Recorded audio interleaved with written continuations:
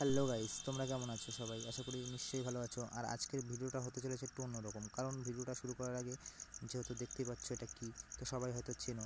তো এটা দিয়ে কী করা হয় সবই দেখাবো, তোমাদের সঙ্গে শেয়ার করব আজকের ভিডিওতে।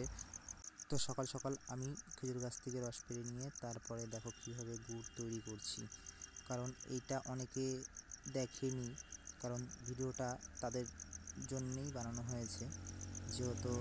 আর বিশেষ করে আমি আজকে এই ভিডিওটা করছি এই কারণে, যেহেতু আমাদের এই ইউটিউব চ্যানেলে আমরা ভিডিও ছাড়তে পারিনি, কারণ কমেডিয়ান ভিডিও আমরা করি।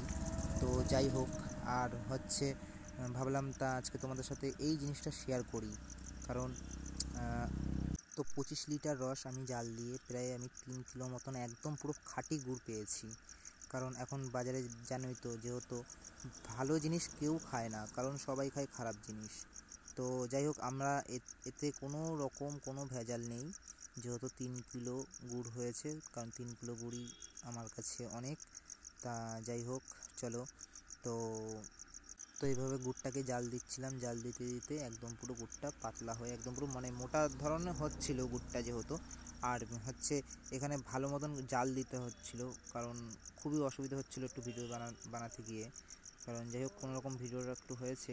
তো আর যারা এখনও পর্যন্ত আমাদের চ্যানেলটিকে সাবস্ক্রাইব করোনি তাদেরকে বলছি অতি অবশ্যই যে আমাদের চ্যানেলটিকে একটু সাবস্ক্রাইব করে দিও। তো তোমাদেরকে আমরা আরও ভালো ভালো ভিডিও চেষ্টা করব দেওয়ার জন্য। তো সবাই ভালো থাকবেন, সুস্থ থাকবেন। তো যাই হোক, আর আমাদের একটা ভিডিও শুরু হয়ে গেছে অলরেডি, আসবে আজকালের মধ্যেই, তোমরা দেখতে পাবে।